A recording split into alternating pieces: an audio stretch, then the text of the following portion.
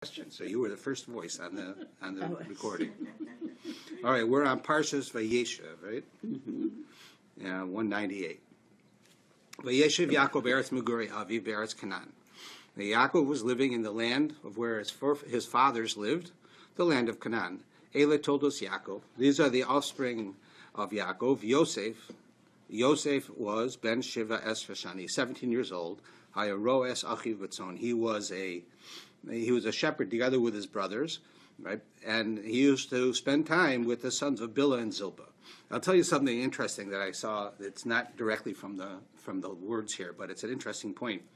There's a famous medrash, and the medrash says that that originally Leah was supposed to have Yosef, right? It was supposed to be her son, and she was actually pregnant with Yosef. The medrash says, and at the same time, Rachel was pregnant with Dena. And Leah realized that if I have this child, I'll have had 5 sons, and my sister Rachel will only have 1 son, and therefore, it'll be a embarrassment to her that my sister should have so few. The midwives have more, I have more, and she has less. So she prayed that the fetuses should change. That her fetus should become the girl, and the fetus for her sister should be a boy. And we're told that it happened. Oh, so they were the same age, Dena and... well, it seems like it, yeah. Or certainly they were in utero at the same time. They might have been 6 months different. No, but, you're not right? So over what we find out is now when you look in the Torah, you find some very interesting statements that show you where this medrash comes from, but some vestiges of their personalities. For instance, it tells us here about Yosef, that Yosef used to sit in front of the mirror and play with his hair, right, which is traditionally a feminine thing to do. And we learned last week that Dena, when she gets taken, right, by Shem, so it says that she went out among the women, and she went out among the daughters of the people that they were living among. Right? In other words, they were traveling through the desert and they get to a city. So Dena decides she's going to walk around the market and take a look at what's going on. Not immodestly, because she's going with the women. But the Rashi there says that Dena went out, which was not a good thing. It's what a man goes out. A woman stayed home. Right, and a man goes out. Now, it doesn't mean necessarily that a woman can never go out. It means that was the trait. But what you see that they're hinting at is that Dena had some masculine traits, and Yosef had what appeared to be feminine traits in both cases. Now, they're not necessarily, men do take care of themselves, and there are women who do go out. But what I mean is that they're trying to tell you something. And I think what they're saying is that there's an effect on the fetus that they changed. That there was still an effect on Yosef, the fact that his fetus originally was female, and an effect on Dena in the fact that her fetus was originally male. What we can make of it and what we can understand from it, I can't tell you. I don't know if it means that there's a physiological difference or if it's a spiritual. It might just not mean anything at all. But you can actually see the medrash, how it works that way. Goodness gracious, wow. Okay, so now, as we read on and we go on to the next page, it says that the brothers saw that their father loved Yosef more, right? And because of that, they hated him. And they could not even speak to him in a peaceful manner. Right? And then, so here we've got an interesting thing, that we're told that Yaakov did treat Yosef special, right? Which maybe you might see a father treating a daughter special. A father treating a youngest child special, right? But the brothers took offense at this, that they did it, and they were so upset they couldn't even speak to him normally. And it wasn't at this point anything that Yosef did, right? So from this we can understand the significance of parenting children in a way where each child gets what they need, and some need more time than others, but that each child feels that they're being given as an equal amount. Equal is what they need, but that it has to be understood. So if one child needs 2 hours a day and one child needs 5 minutes a day, right? Each one should have the feeling that my father and mother are giving me what I need. They're not necessarily giving me the same. They're giving me what I need, and therefore you'll see that they won't fight. But because there seems to be that one of them is favored over the others, that the other ones were naturally so upset by this that they couldn't even talk to him. Yeah? It's not right for parents to give preferential treatment to one and not to the other. Is that what you're saying? Yeah, that's what the Torah seems to be saying. The Torah is not telling us that what Yaakov did was wrong. The Torah is telling us the effect of what he did. The effect was that it caused animosity between the brothers. Now Yosef, being a young man, is not necessarily responding well to this. You'll see now that he has these dreams, right? And it says that Joseph has a dream, which he tells his brothers, right? And they hated him even more. Why? He tells them this dream: we were binding sheaves in the middle of the field, right? And my sheaf of wheat stood up, and all of yours bowed down to it, right? And his brothers said, "What are you? You are a boss now? You want to be in charge?" And they hated him even more. And then he had another dream, and he tells his brothers, "Look, I dreamed a dream. The sun and the moon and 11 stars were bowing down to me." And he told this to his father and to his brothers. And his father got angry at him. And he says, "What is this dream you've dreamed? We're supposed to come, me and your mother and all your brothers, to bow down to you?" So the brothers were jealous, but his father kept the matter in mind. In other words, you see, Yosef, you would think, who clearly has to have a normal sensitivity, is feeling that his brothers are not responding well to him in general. And then he goes and tells them these dreams. He has no reason to tell them the dreams. He could just keep the dreams to himself. But clearly you see that he's either looking very strongly to try to be accepted by his brothers, right? Or he's not mature enough yet to realize what the words he says can do, right? It's like, I know of an occasion where a person that I knew was losing their job. And I didn't realize that they were losing their job at first, and then later on, I found out that they did. But before that he had, and I started to hear about it, but before it was a done deal, I went and I asked him a question about his job without realizing what was happening. And he was very, very bothered by that, right, as if I had done it on purpose. I realize now that had I known fully what was happening, the worst thing I could do was to remind him of this. It's like I'm hinting to him, I know you're losing your job. Right? I was clearly not mature enough to understand that when I did that. And I felt bad for a long time afterwards because of it. But there was no animosity. There was no intent to hurt anyone. But you can see now Yosef is, of course, I'm not at all like Yosef, but Yosef did a similar type of thing. Now, it says the following. This is where it starts to get quite intricate, which is where they're going to sell him.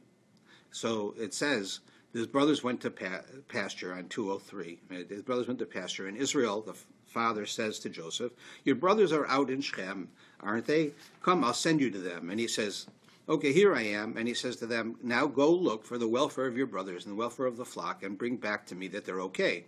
So he sent them out. Now Yosef goes out looking for him and he gets lost. A man discovers him, and behold, he was blundering in the field. The man asked him, "What do you seek?" And he said, "I'm looking for my brothers. Please tell me where they are." The man says, "They've journeyed on from here, for I heard them saying, 'Let's go to Dothan.'" So Joseph went after his brothers and found them there. Right? So here we find an interesting thing. Yosef gets lost. Right? And this man, we don't know who this man is. Later we're told he's one of the angels of God who's to direct him there. Now, we know that what happens to Yosef is not a good thing. So you have to wonder immediately, what is the purpose of an angel directing him there so that this bad thing should happen to him? We find that difficult. And here's where we got a very interesting understanding of Yosef's, the importance of Yosef doing what Yosef does. That is to say, we know that Yosef had to go to Egypt. Because when Yosef goes down to Egypt, that begins the process of the Jews going to Egypt, which is what God said was going to happen. And we were going to go there, and we were going to become spiritually reinforced and fortified to be the Jewish people by being in Egypt. So Joseph had to end up in Egypt. That had to happen, right? Now Joseph's lost. If he's lost, he's not going to find his brothers. His brothers aren't going to send him down to Egypt. So an angel of God comes and sends him. Now, if you were standing there at that moment and you knew what was going to happen, you'd have to say, why does God do something like this? Like, why would God go and make it that an angel should direct Yosef to go somewhere where he's about to be killed or he gets thrown in a pit, or he gets sold for slavery. Take your pick, whatever it is. You say God is good, right? We see this in our own lives, where we're always asking that question. Somebody gets sick, and we say, what did they do wrong that they should get sick? Why would God do that to them? Why would a baby die? Why should this person who's gone through so much trouble in their whole life suddenly now have more trouble? Why, right? We always ask that question. Why does God do this? And we immediately presume it's either because he's ignoring it or because he's doing something bad is coming out of it. What we don't realize is that actually something good comes out of it. Only in the short term it appears to be bad.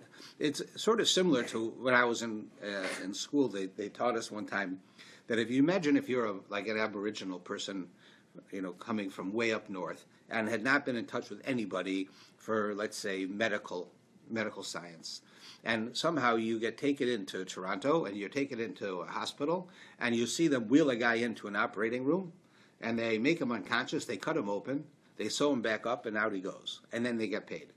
And what you just saw in your mind was barbarous, right? They go and take a guy, they knock him out, they cut him up, they tie him back up together, and that's it.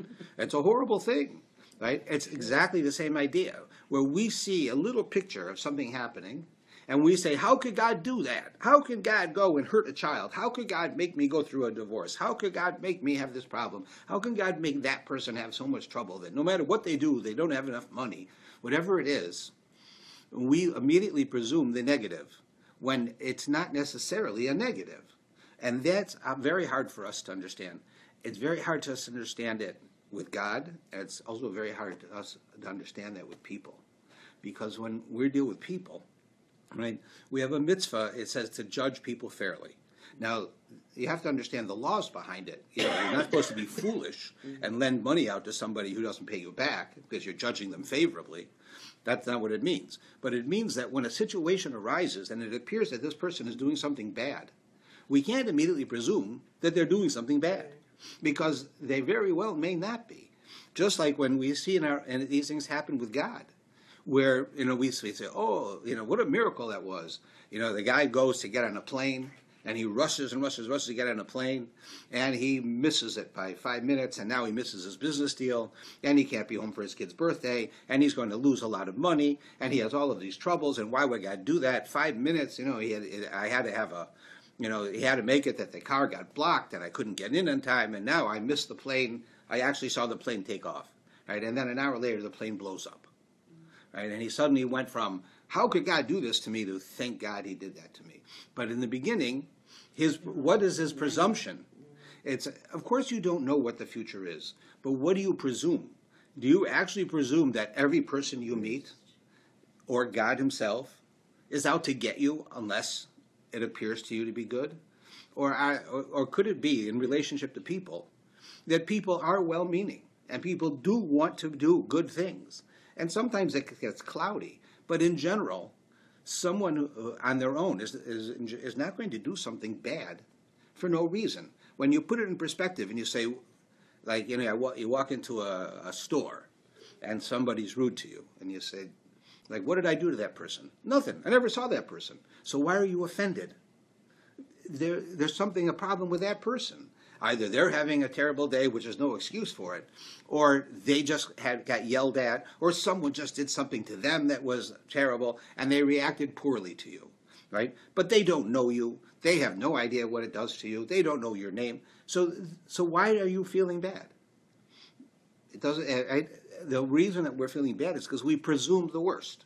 And here, in this story, we'd have to say that this angel of God who directs Yosef to go to somewhere where he might be killed is not doing something good. But ultimately, what he did was one of the best things in the history of the world. The result of what he did caused the Jews to go down to Egypt, which caused the Jews to come out of Egypt, caused the Jews to receive the Torah. That's really the idea, yeah? I heard somewhere that people say that life is a test, and that's what it is. All the hardships that you experience. Exactly. Life's a test, and the test is always something that you can pass. God will not give you a test that you can't pass, but he also will not give you a test that's not a test. You always have to be out of your comfort zone. That's what a test is. A test pushes you out of your comfort zone. Okay? So, now, if you go into 205, you have now the brothers want to kill him. And Reuven comes, and Reuven is the firstborn, right? And he says, don't kill him, throw him into a pit, right? So they end up throwing him into a pit, right? They take off his fancy clothes, they throw him into a pit. Now, there's a couple of odd things here. What is Reuven's intent? Reuven's intent is that his brother should not be killed, right? That's first. So there's a medrash that tells us that when had Reuven known what was going to happen, that Yosef would go down to Egypt and that he would provide food for them, and he would be the one who prepares the Jews going down to Egypt, and how important that was, he wouldn't have simply gone and said, throw him in a pit. He would have come and put Yosef on his shoulders, and he would have cheered and done all of these great things for him. Right? It says, had Aaron later on realized what Moshe was doing, when it says that Aaron went out to greet Moshe, it says, see how nice it is? Aaron's the older brother, and he goes out to see his little brother. You see how kind Aaron is and how respectful Aaron is.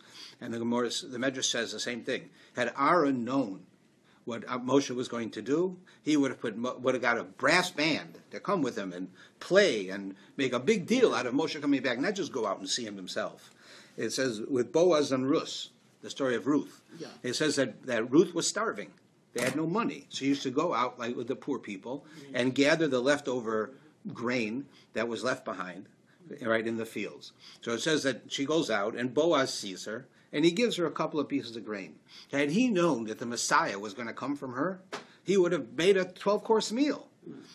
So what is the Medrash telling us by giving us these examples? You want to say that they were like, that the people didn't care?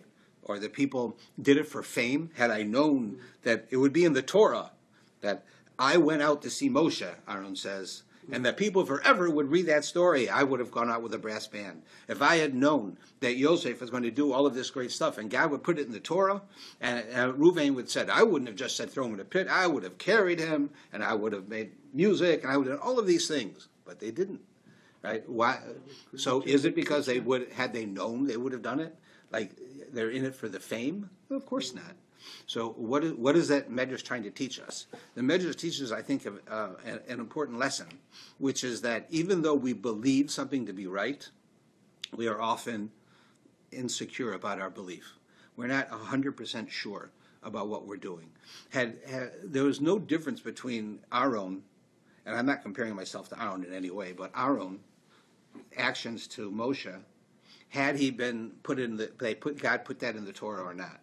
Aaron acted the way he did, but it's telling us a message to us that when we do these things, we're often doubtful, right? We should have perfect faith that whatever Hashem does is for the best. Whatever Hashem does is the right thing, right? And therefore, when we react properly to what Hashem asks of us or a situation, right? Even if nobody ever finds out, we should still do it with the utmost strength and the utmost interest. That's really the basis of it.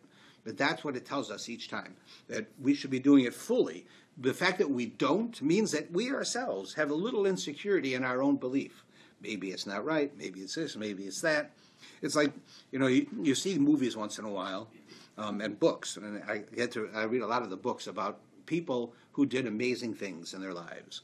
So you have like this one case, I know they made a movie of it, but it was from a story of a woman who was worked for the insurance company, and she saw that there was an insurance company that was basically a fraud. They were selling expensive policies to poor people, and then whenever the poor people had a major claim, they would tell them it's not covered, no matter what it was. And so she finally went and filed a class action suit against this company. She was a lawyer, and she filed it, even though maybe she did it herself. She had to put 2 years of her life into this. What if she lost? She wasted 2 years of her life, but she didn't lose. She did the right thing.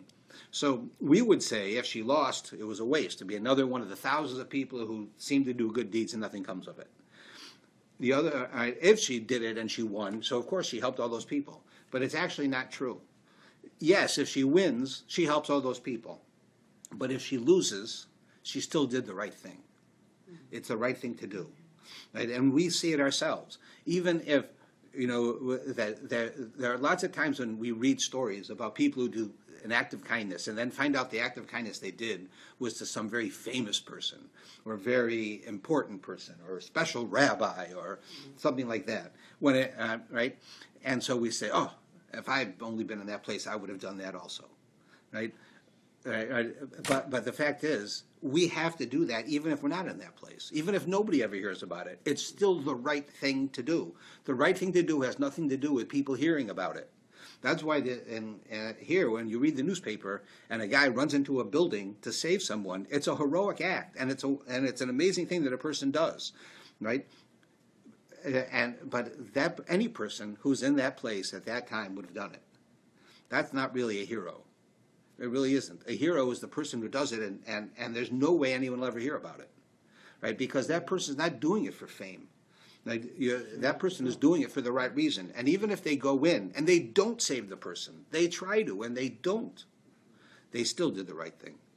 Right? That's the point of what that medrash does. Yeah? Do you think, Rabbi, that Hashem gives us the cognitive resources to solve our problems or to deal with some of our problems? The cognitive, He Of gives course. that to us.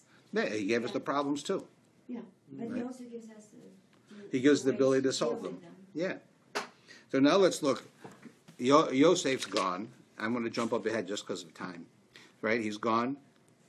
And he's brought down to Egypt. And we know the story that he gets, the wife of his owner, Potiphar, wants to have relations with him. Right? And he won't do it. And she says to him, if you don't do this, I'm going to tell everyone you tried to force me to do it, and you're going to go to jail. And he said, okay, I'm not going to do it. And he ends up in jail. Now, right, he's in jail with two very special people, it says. It says on 2:17, it happened after these things that the cupbearer of the king of Egypt and the baker transgressed against their master. Pharaoh was enraged at his two courtiers, the chamberlain of the cupbearers, the chamberlain of the bakers, and he placed them, right, in prison. Right, where Joseph was. So now Joseph, who is this post-adolescent Hebrew, right, who is not considered from the hoity-toity of society, is in a jail cell with the hoity-toity of society, the minister of baking and the minister of wine, right? That's their job. And they're the top guys in the country. And now they're sitting there in this jail together. You can imagine those two guys are looking down their nose at Joseph. Like, who's this criminal, right? This drug dealer in here with us. We're in here because of a mistake. It's the price you pay when you deal with the king, right? So it says here in verse 6, Joseph came to them in the morning. He saw them, and they were aggrieved. So Joseph now wakes up in the morning. They wake up in the morning. He looks over. He sees these two dignitaries, and they're in a bad mood, which I would be too, being in jail, right? And he says to them, why do you appear downcast today? It says, why are your faces look so bad today? Right? That's all he says. Here he is in jail with these two guys, and he says to them, why do you look so sad? So they come and tell him that we had this dream, right? We dreamed a dream, we don't understand it, and Yosef then tells him the dream, and it ends up happening, right? What we have is that Yosef is in jail with them, and because of 4 words, right? Why are your faces so bad today? Why do you look so sad today? Because Yosef goes to them and says those 4 words. He changed history. He changed history. Basically, Yosef, who is considered, in this case, he's like a criminal. He tried to rape a woman, according to what people thought. These two guys just made a mistake. They're dignitaries, right? And he goes to them and says, how come you look so bad today? Because of that, they tell them the story. He then is able to define the story, right? He's able to answer Pharaoh's dreams. And they're all able to get out, right? Because of that, right? What do we learn from this message? That the smallest act of kindness that Yosef did in a situation where nobody would expect it to have an effect. What are these guys going to listen to? You imagine you have these 2 white-collar criminals, they're Minister of Health and Minister of whatever from our government, gets put in jail, and they're sitting in jail with with a drug dealer, like from the streets, and the drug dealer says to them, "Hey, how you guys doing?" And everything changes because of that. But it makes no sense. But Yosef said, "This is how I'm here in jail. They're in jail. I have to help them. How can I help them? I can't get them out of jail, but I can make them feel better. And I see they're having a tough time. So let me go talk to them." And and that's all he does. And it changed the world. This is an important message to us because we have situations all the time where you walk into a room, you get up in the morning, you see someone in your family, you see a friend, you see a person that you know, of any person, right? And you see there's something wrong. And you go to them as a friend, as a family member, whatever it is, say, "What's wrong? Is something bothering you? Can I help you?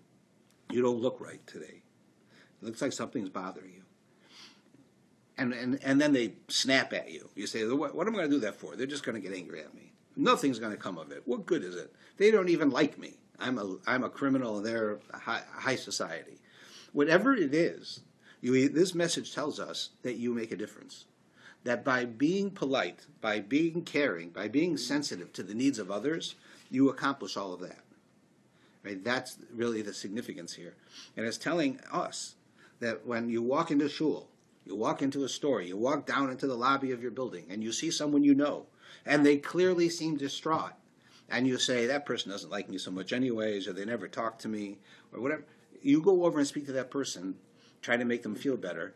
Maybe they'll react badly. Maybe they won't care, but maybe you'll make a difference. But the fact is, in the real world, you make a difference. You do make a difference.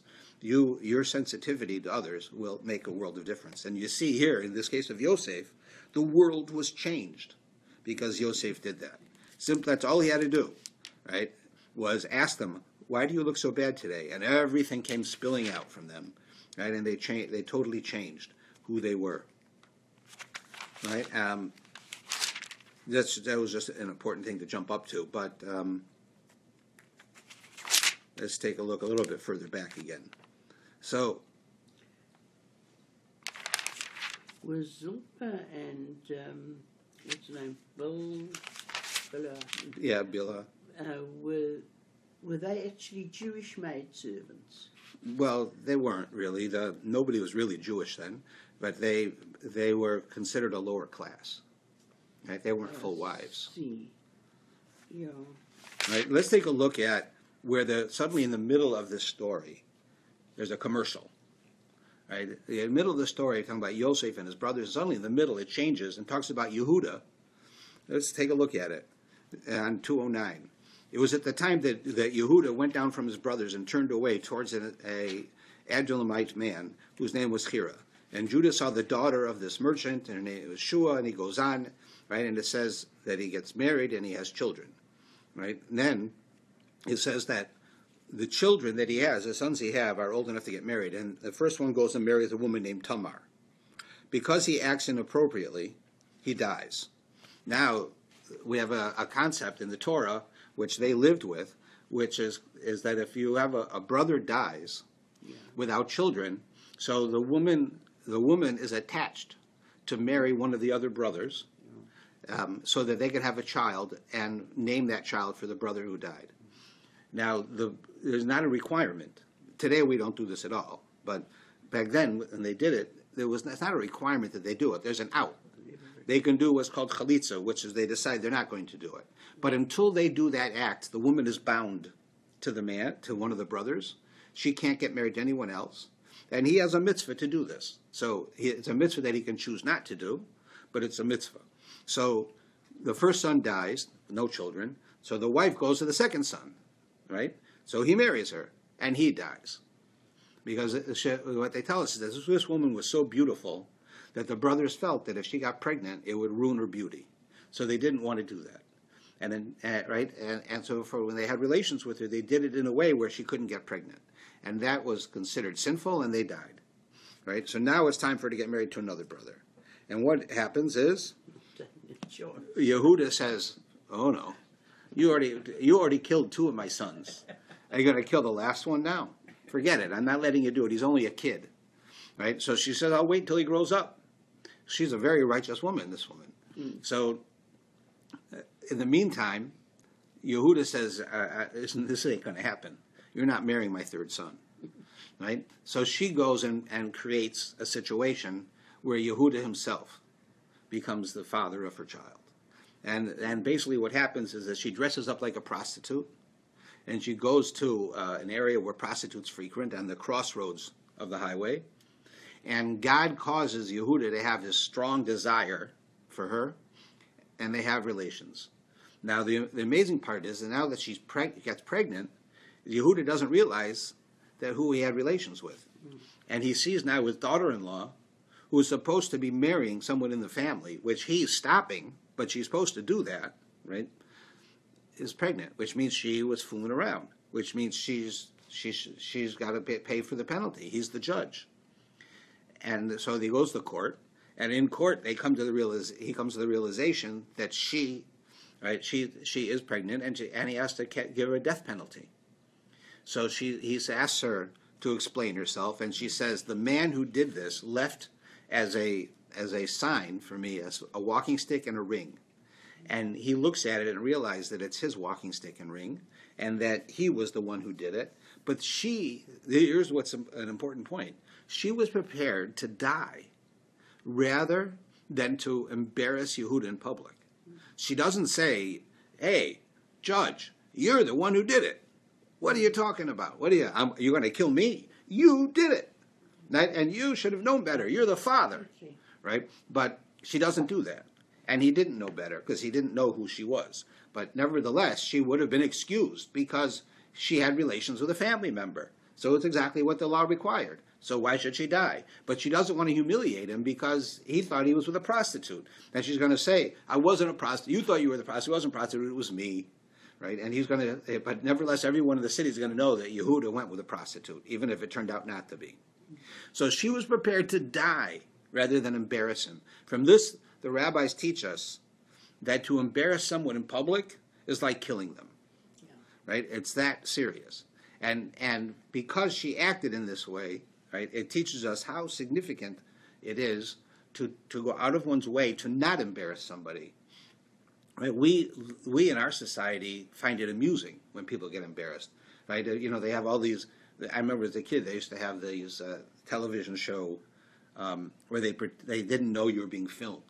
Right? Yeah, they still do. Yeah. The, So then somebody would come and do something absurd, and they'd see how you'd react, and they'd film it. Right? Candid camera it was called. Right? Yeah. And people would do funny things. Right? So, but imagine if you did something that was really embarrassing. And then they wanted to put that on television, and everyone's going to know it. It's terrible, right? It's a terrible thing. She's prepared to die rather than do that to Yehuda, right? Now, Yehuda, he has another choice. He doesn't have to tell anybody that he recognizes the ring and the stick. He can say nothing. Nobody will ever know that it was him, and she's gone. You don't have to worry about it. There's no more story. The victim's dead. When in reality, he doesn't. He goes and he admits that it was him. And now we see from both of them the strength of the people, both of Yehuda and of Tamar. Tamar is prepared to die rather than to give in, right, and to embarrass him. And he is prepared to give up everything to save her life, right? And also to save, of course, his who he is as a person. He's the judge. How can he act in such a way? It's like, I read a book once where the judge was the actual murderer, and he was trying the case, right? And he knew that the person on trial was false, but he could get out of it by convicting the person. That's exactly what happens here. And Yehuda tells everybody. This is how we get to see now the greatness of Tamar and the greatness of Yehuda as to who they are and what comes from them, right? And what comes from them, of course, is that she has twins, and eventually what comes from them is the Messiah.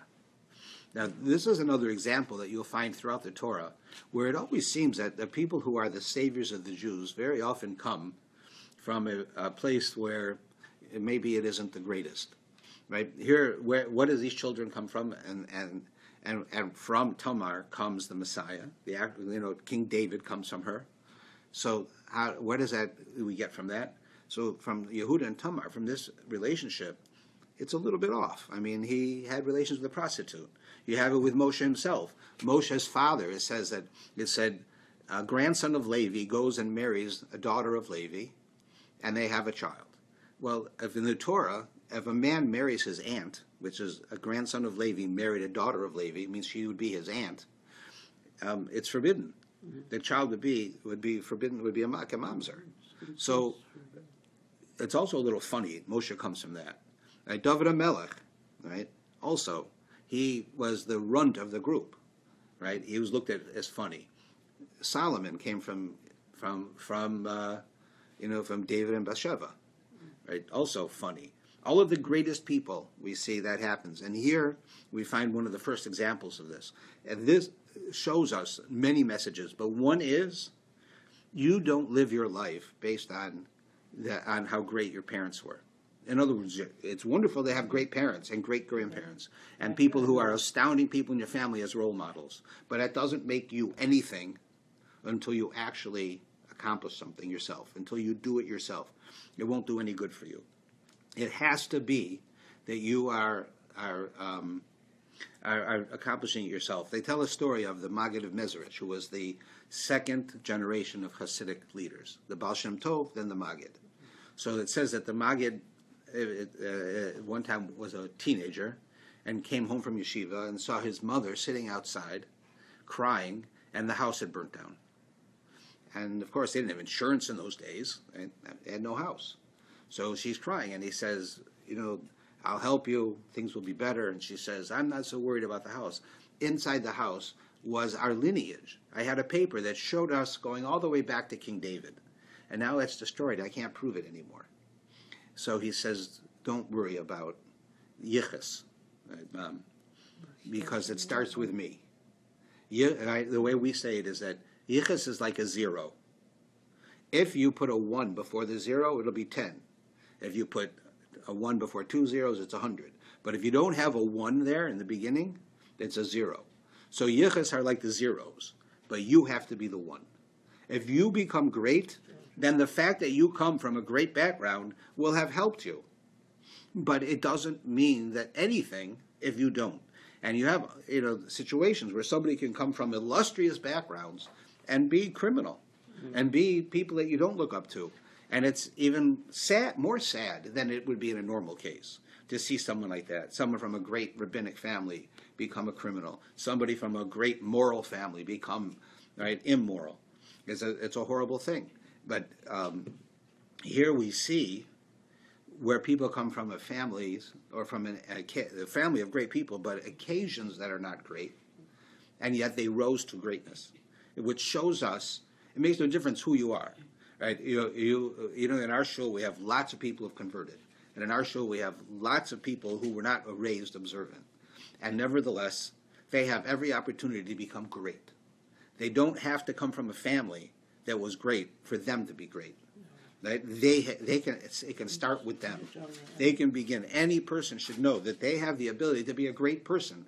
Every person is unique. Hashem creates everyone different, and for a person to be looked down upon and to not be to feel that they have someone, right, who can help them, and that they don't that their everything is just them alone, right? They think that they're not going to be anything. They're never going to be accepted. People aren't going to be nice to them.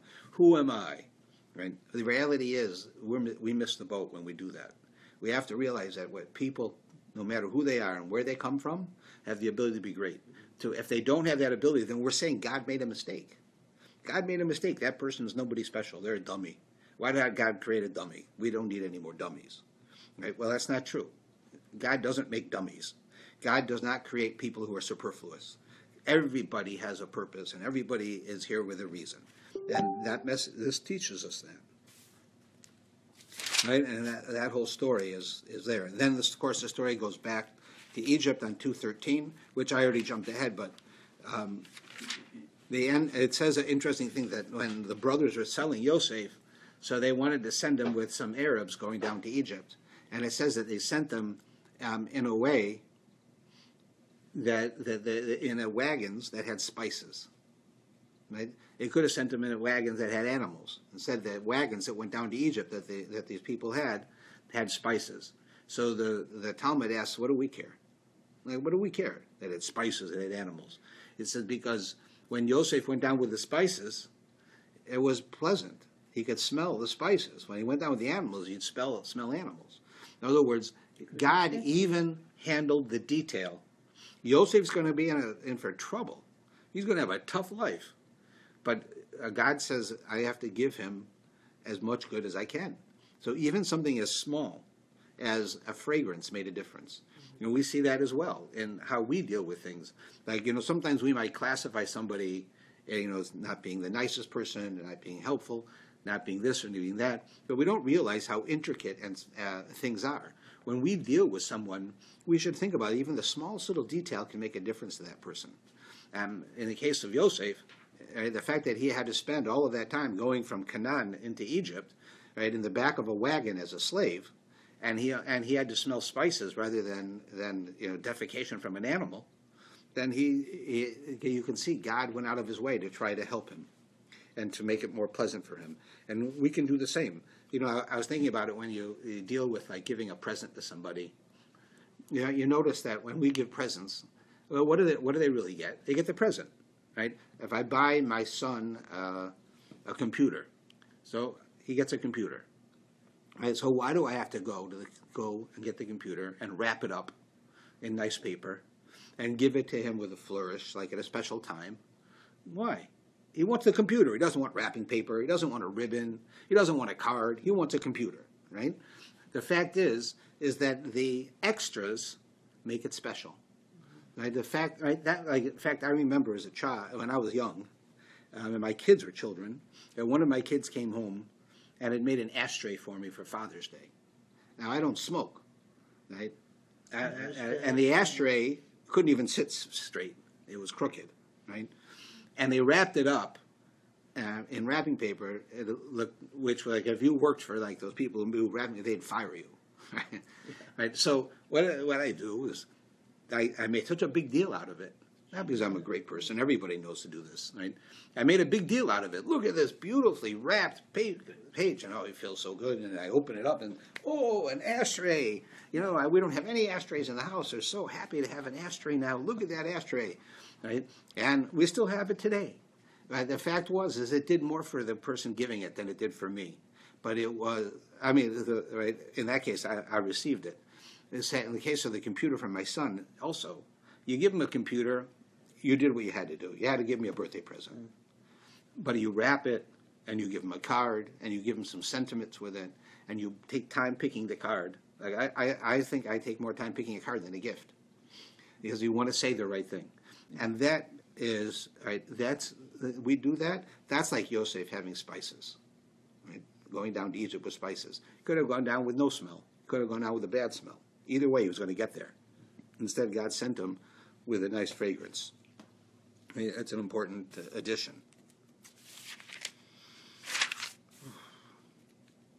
Okay, now this story with Potiphar's wife. Let's talk about that a bit. Again, it's out of order.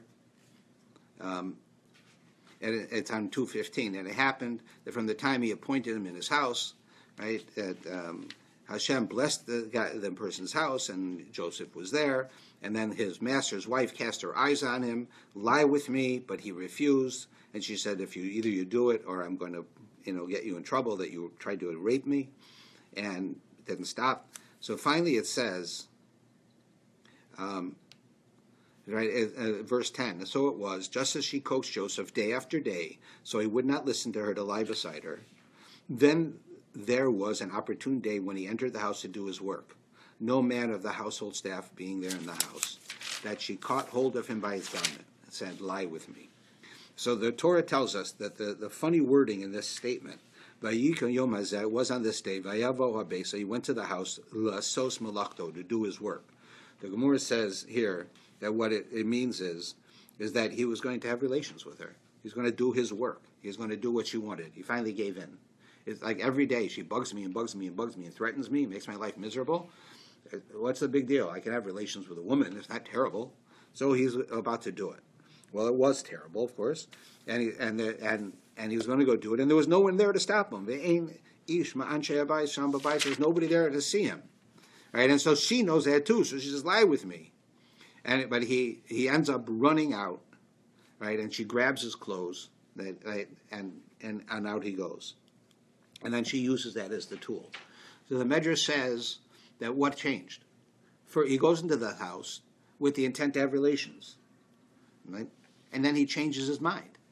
She grabs him to have relations, and he runs away. And because of that, he ends up in jail. So what changed his mind? That he suddenly didn't do it. He was about to do it. So it says that he saw the image of his father. He had like a premonition or a dream where he saw his father's face. And that was enough to change his mind. But what does that mean? What is that telling us? It's basically telling us that he had a relationship with his father. He knew what his father wanted from him in his life. And his father went through trouble. Yaakov, right, had his daughter kidnapped. Yaakov had his brother try to kill him. Yaakov had to lie to his father. Yaakov had to live for 14 years with Lavan, who kept trying to trick him and steal from him. Yaakov wanted to marry one woman, and he ended up with the other woman. And yet the whole time Yaakov was the father of the Jewish people. He was close to God. He acted in the right way. He did what he was supposed to do. Even he had all of these troubles in his life. And Yosef looks to his father, and he realizes that this temptation that I have is nothing compared to what my father went through. And my father cares for me, and my father expects me to carry on, and therefore I have to do it. And that's what changed it. Right? One of my teachers, when I was in yeshiva, he told us a story about a guy in the community there who was a student of a great rabbi in Europe before the war. And he came over before the war, this guy, as a young man, and he got involved in the yeshiva and making the yeshiva what it was years later. And they said the reason was, it says, because he studied with this great rabbi. And he used to say that when I get up in the morning and I have to go fight the city council, and I have to go fight the Jewish community to create a yeshiva, and I have to go and I show the world that Torah is real, I get up and I see an image of my rabbi, right? The rabbi I studied under. And I know what he went through, and I know what he did. And I say, if I'm going to be worth anything, I'm going to do what my Rabbi did. And he says that every day of his life he went out and did things because of that. We have to be the same. That's one of the reasons why it's important to have a rabbi, to have someone you can talk to, that you can trust. Right? I know that one of the hardest things I find for people is to open up about their personal feelings. And most of the time it's because they're afraid that you're going to talk about it. You won't take it seriously, and you'll say something. Right? I know that when I meet with people in my office, the first thing I always say to them is like, look, I'm not going to tell anyone that we meet or what we say. In fact, you can tell anybody you want, but I will not. And not only that if I only know that person because I'm counseling them, I won't even acknowledge that I know them when I see them outside. Because then, like, imagine if a woman's coming to see me because she's having problems with her marriage, and the husband doesn't want her to see anyone, and I say hello to her, and I call her by name, and there's no way I would know her, her husband's going to start asking, well, how does that rabbi know you? How does he know your name? How does he know who you are? So I do that. The whole purpose of it is that 99% of the time it doesn't make a difference. There's nothing to say. I wouldn't say it anyways.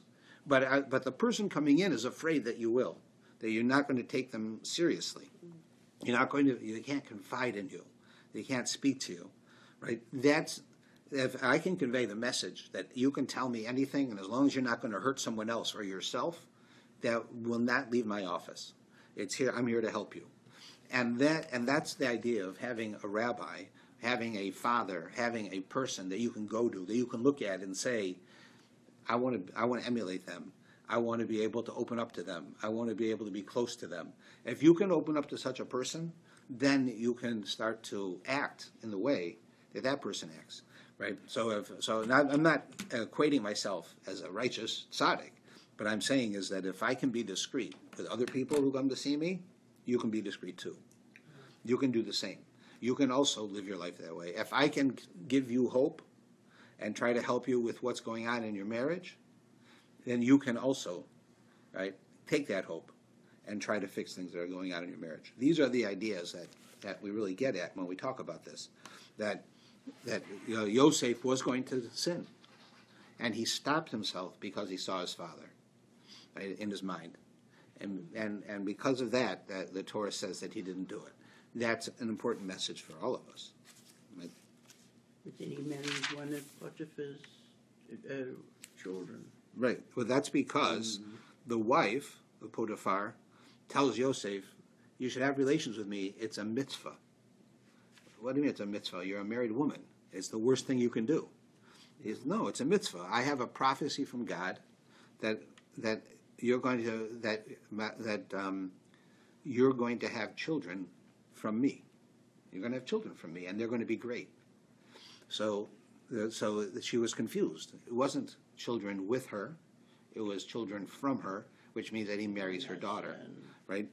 And this also shows you how you can be the daughter of Potiphar, come from a house where your mother, right, is a bit free with herself, and the father is certainly a pagan, and still be a great person. Because I'm sure Yosef's wife was an extraordinary person to be with Yosef. So you see that there as well.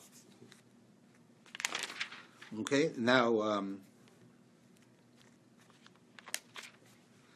we basically have one last message to say, which is at the end of the Parsha, it says that Yosef tells the two ministers that they're going to be freed. One of them is going to be killed, and one is going to be put back in his position.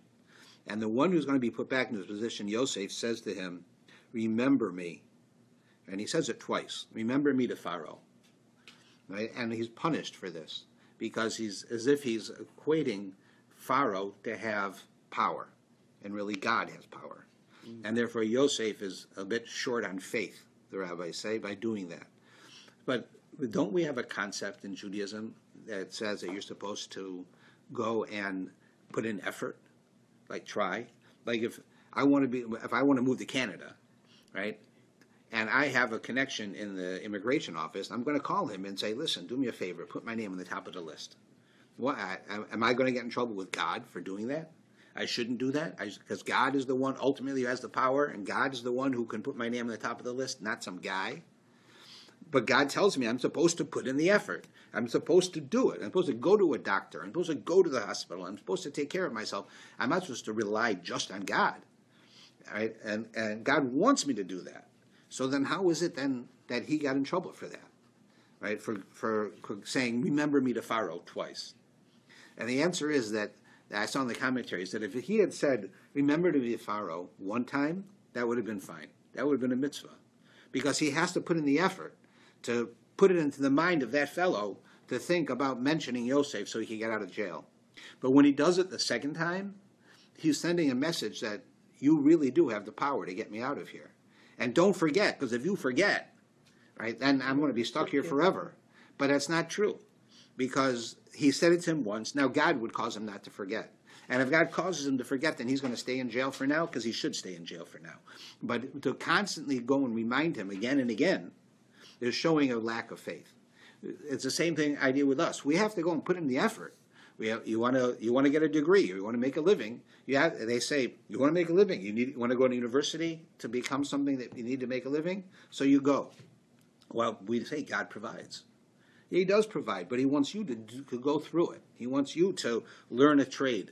He wants you to learn how to do something. He wants you to do business, right? He wants you to do it, but ultimately it comes from him. So don't go and say, if I become a doctor and go to medical school, I'll be rich. It's not true. I know doctors who aren't rich. I know doctors who are. I know both. So why is it? Because you're supposed to put in the effort. Go to medical school. Now it's up to God. Right? God will see if you get successful, if you make a living. Open a business. God will be there. Don't constantly keep going and pushing and pushing and pushing people to do things for you, because it's really God ultimately who does it. But don't ignore the fact that you need to speak to the people, because God wants you to do it in a natural way. He wants you to, they say that a guy says, if I won the lottery, my life would be great. I'd have $50 million. I wouldn't have to worry about paying the bills. I could give charity. I can do all kinds of wonderful things if I just won the lottery, right? And then he has a dream, and God says to him, you're going to win the lottery. So the next day he gets up, doesn't win the lottery. Next day, doesn't win the lottery. Finally, he goes back to sleep a couple of days later, and God comes to him and says, hey, dummy, you win the lottery, but you got to buy a ticket. You don't buy a ticket, I can't make you win the lottery. That's the point. You got to put in some effort. in order to win the lottery. But it would be like saying, I have to buy a ticket for God to make it that I win the lottery. Do I have to buy 100 tickets? No, one ticket. God can make you win with one ticket, just like with 100 tickets. You have to buy one. If you buy 100, maybe that's showing that you think it's a natural thing that you'll win the lottery, that God has nothing to do with it. Then that's a wrong message. If you buy a lottery ticket, then you're just making it possible so that God can award you that money in a way that's natural. But buying 100 would be saying that it's the lottery commission that gives me the money, not God. And that's not true. That's what we see in that part. And that pretty much brings us to the end of one of the shorter parshas, but certainly a significant parsha. As we're about to begin Hanukkah, I just want to mention just one thing on Hanukkah that I wrote in an article in the CJN this week. On Hanukkah, there's basically two miracles, major miracles that happen. One is a small group of untrained Kohanim went to war against the mighty Greek army, which was the whole world, and they won, which would be similar to, you get the let's say the CAs of Ontario going to war against the American army and winning. I mean, that's what it's like. It's an enormous victory. It's not like a small army beating a big army. It's no army beating a big army. Right? That's an enormous miracle. Then we have the miracle of the oil, where we had enough oil for one night, it burned 8 nights. You tell me, which of the two you want to make a holiday for? That you went to war against the most powerful army in the world and you won? Or because oil burned for 8 days instead of 1? I'd say the war. That's what I would think. The war is a much bigger miracle. So why don't we? Why is the war mentioned, but really not the celebration? And the oil, which appears to be a minor miracle, is not. And the answer is because who they went to war with.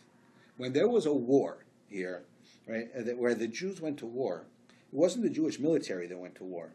It was the Kohanim who went to war. And who did they fight? At that point, the Syrian Greeks, who were the ones, Antiochus and the people that were here, right, were the issue that's there, because they themselves became Greeks. In Israel, the same thing happened. Jews became Greeks. The majority of Jews in Israel became Greeks. So when the Jews were fighting the Greeks, they were fighting Jews. And that's why I believe that we do not stress the miracle in that way. We don't say that the miracle is based on the war, because it might have been a necessity for a Jew to fight a Jew who gave up Judaism, right? It might have been that you had to fight him, but you don't celebrate it. There's no party about one Jew fighting another Jew. Nothing to celebrate. You don't make a holiday about that. It's true. It happened. So therefore we made a holiday over the candles. And we mentioned the war, because the war was a big miracle, but it's a sad miracle, because it's a miracle that we had to do by fighting against other Jewish people. And that's why I believe we don't make a big deal out of it. All right? So we'll talk further. Thank you. Thank you.